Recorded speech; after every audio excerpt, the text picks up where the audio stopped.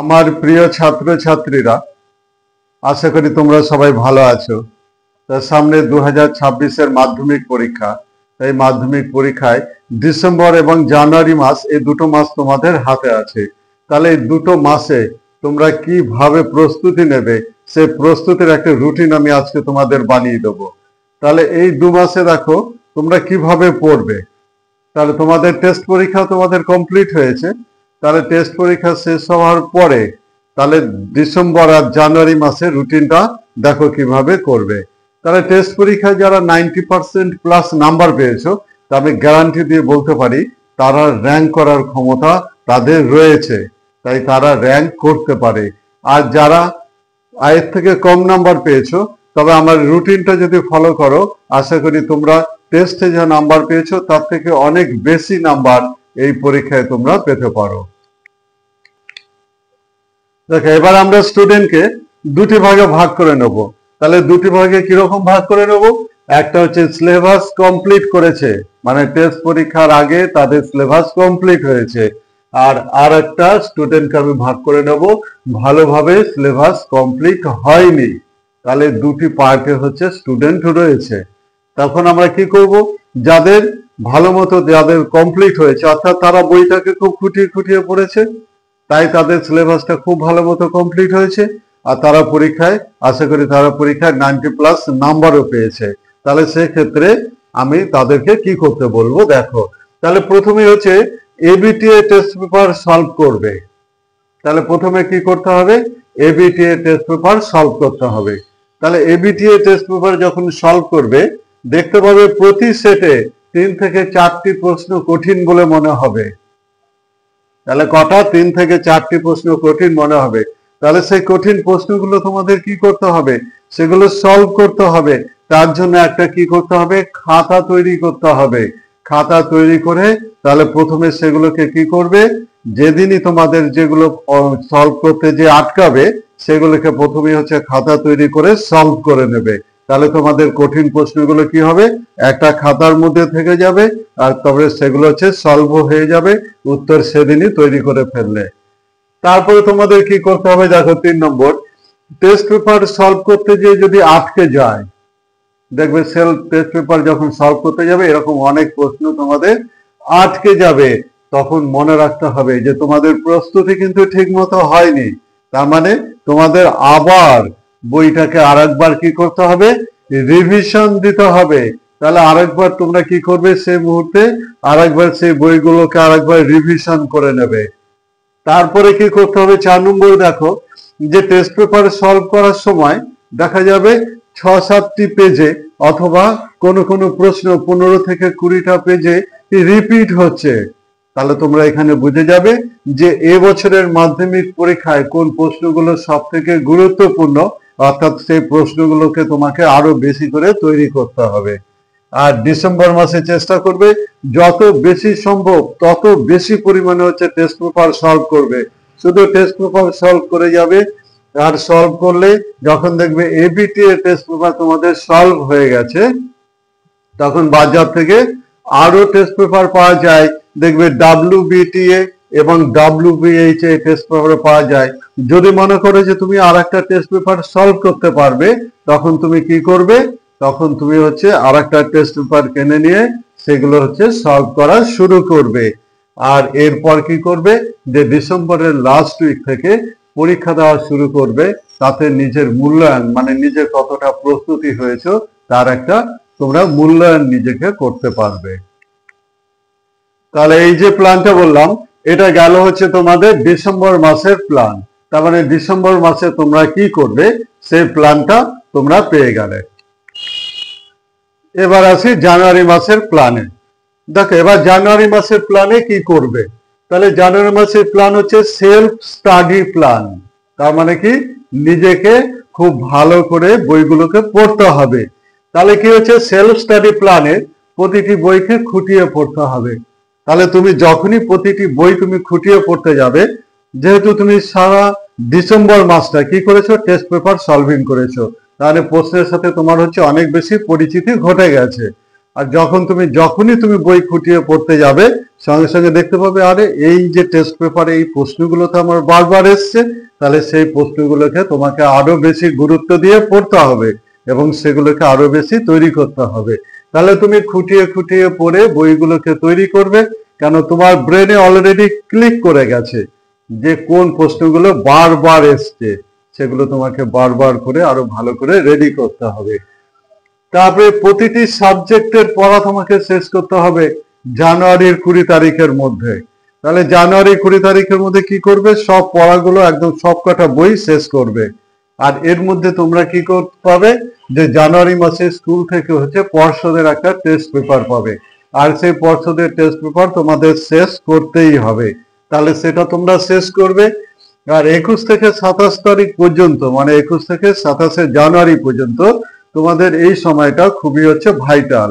প্রতিদিন তোমাদের সকালে, দুপুরে এবং রাতে একটি করে সাবজেক্ট পরীক্ষা দেবে এবং নিচের মূল্যায়ন করবে যে তোমরা কতদূর পর্যন্ত প্রস্তুতি হয়েছো বা প্রস্তুত নিতে পেরেছো তোমরা, এবং তার জন্য বারবার নিজের মূল্যায়ন করবে। তাহলে এইগুলো যদি তোমরা পরপর কমপ্লিট করতে পারো, তবে আমি নিশ্চিত যারা 90%-এর উপরে টেস্টে মার্কস পেয়েছিলে তারা র্যাঙ্কে চলে আসবে। আর এই ফলোটা করলেই তোমরা অবশ্যই আসবে, এইটুকু আমি গ্যারান্টি দিতে পারি।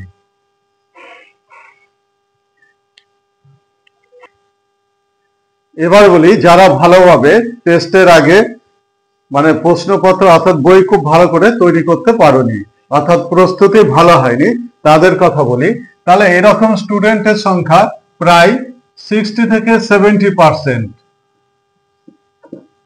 তাহলে এরকম স্টুডেন্টের সংখ্যা কত, 60 থেকে 70% এরকম স্টুডেন্ট আছে যারা টেস্টের আগে খুব ভালো মতো তাদের প্রস্তুতি নিতে পারোনি। তাহলে তারা ডিসেম্বর মাসে কি করবে, তাহলে ডিসেম্বর মাসের প্ল্যানটা তোমরা শোনো।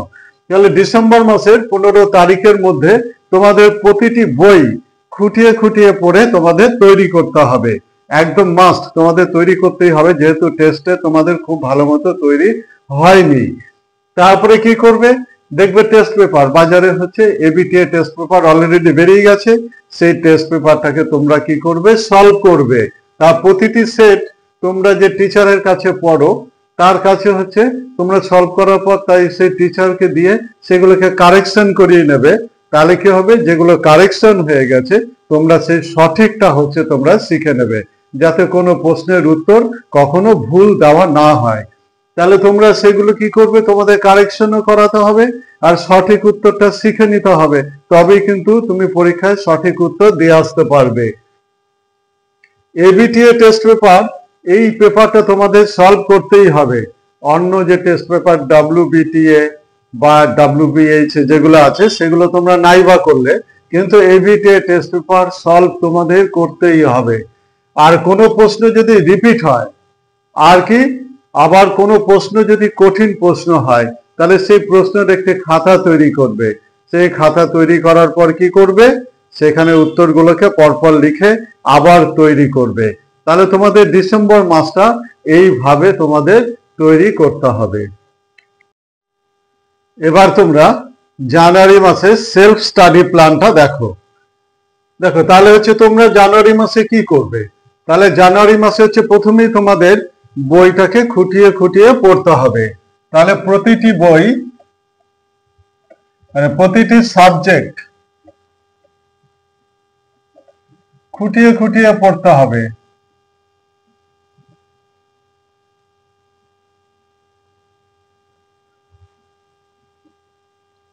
তাহলে প্রথমেই তোমাদের কি করতে হবে, প্রতি কটা সাবজেক্টই খুঁটিয়ে খুঁটিয়ে পড়তে হবে।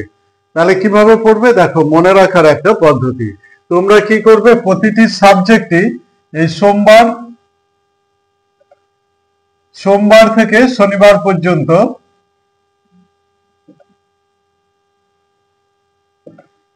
এই সোমবার থেকে শনিবার পর্যন্ত প্রতি কটা সাবজেক্টই পড়বে আর 1 ঘন্টা করে পড়বে। তাহলে 1 ঘন্টা করে যদি পড়ো তাহলে কি হবে, প্রতি কটা সাবজেক্ট 1 ঘন্টা করে পড়বে।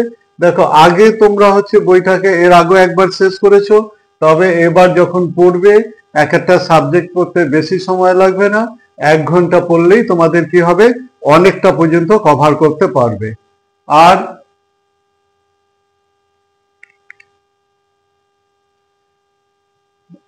এক ঘন্টা পর্যন্ত পড়লেই তোমরা অনেকটা পড়া কভার করতে পারবে।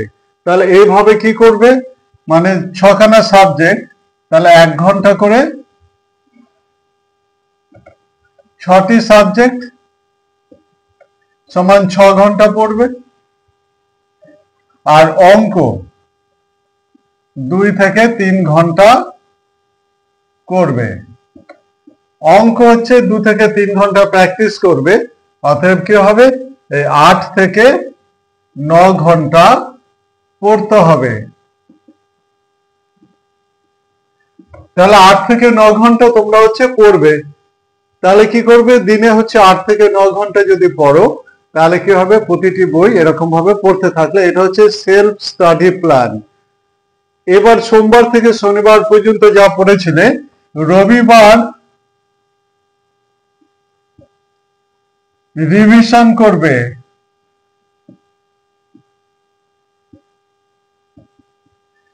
তাহলে সোমবার থেকে শনিবার পর্যন্ত যেটা পড়লে রবিবার দিন রিভিশন করবে। তাহলে কি হবে, তুমি যা পড়েছিলে সেটা মনে থাকবে। কেন আমরা যখন লেখাপড়া করি তখন কি হবে, আমাদের যত দিন যেতে থাকবে ততই আমাদের মেমোরি থেকে চলে যেতে থাকে। কিন্তু যদি একবার রবিবার রিভাইজ করে নাও, তাহলে তোমার আবার কি হবে, সেটা আবার মনে থাকবে।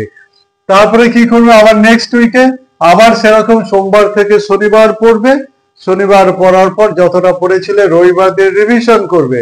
এই রিভিশনটা কেমন করবে, একদম ওই প্রথমে সোমবার থেকে পড়েছিলে, আর তারপরে উইকে রবিবার যেটা রিভিশন করেছিলে, তারপরের যে নেক্সট রবিবার যেটা রয়েছে, নেক্সট রবিবার আবার প্রথম থেকে শেষ পর্যন্ত আবার রিভিশন করবে।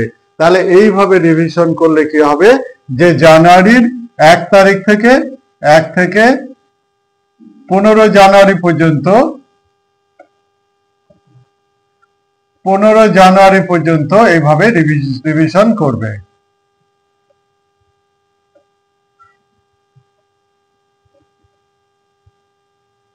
রিভিশন করবে। তাহলে 1 থেকে 15 জানুয়ারি পর্যন্ত রিভিশন করবে। দেখবে জানুয়ারি মাসে তোমরা হচ্ছে পর্ষদের টেস্ট পেপার পেয়ে যাবে। তাহলে পর্ষদের টেস্ট পেপার এরপরে সলভ করবে। পর্ষদের দেওয়া টেস্ট পেপার কমপ্লিট করবে। তাহলে তোমরা কোন টেস্ট পেপার গুলো কমপ্লিট করলে, এবিটি এটা কমপ্লিট করলে, আর পর্ষদের দেওয়া টেস্ট পেপার কমপ্লিট করলে। তাহলে এই দুটো টেস্ট পেপার তোমরা কমপ্লিট করলে, এরপরে কি করবে, যে জানুয়ারির 21 তারিখ থেকে 27 তারিখ পর্যন্ত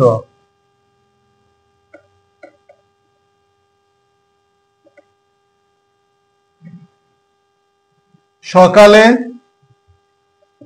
দুপুরে ও রাতে 3টি ভিন্ন ভিন্ন সাবজেক্টের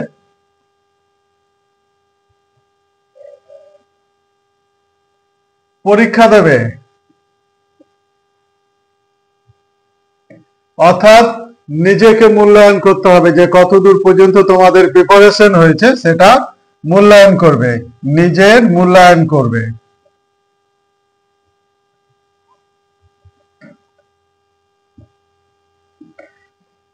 তাহলে বুঝতে পারবে তোমরা কতটা প্রিপারেশন হয়েছো।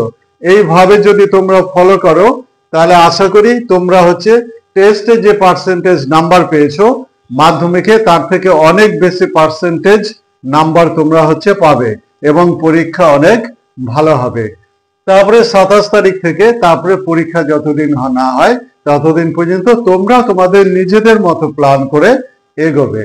তাহলে তোমরা যারা সিলেবাস কমপ্লিট করেছো তাদের জন্য আমি একটা রুটিন বলে দিলাম, যারা ভালোভাবে সিলেবাস কমপ্লিট করনি মানে টেস্টের আগে, তাদের জন্য আমি একটা খুব সুন্দর একটা রুটিন আমি তোমাদের বলে দিলাম। আর তোমরা যদি এই রুটিন গুলো ফলো করো, আশা করি খুব ভালো একটা রেজাল্ট তোমরা করতে পারবে। তা তোমরা যারা এই ভিডিওটা প্রথম থেকে শেষ পর্যন্ত দেখলে, প্রত্যেকেই একটা করে কমেন্ট করবে, একটা লাইক এবং অবশ্যই একটা সাবস্ক্রাইব করে দেবে। ধন্যবাদ প্রতিটি ছাত্র ছাত্রীকে।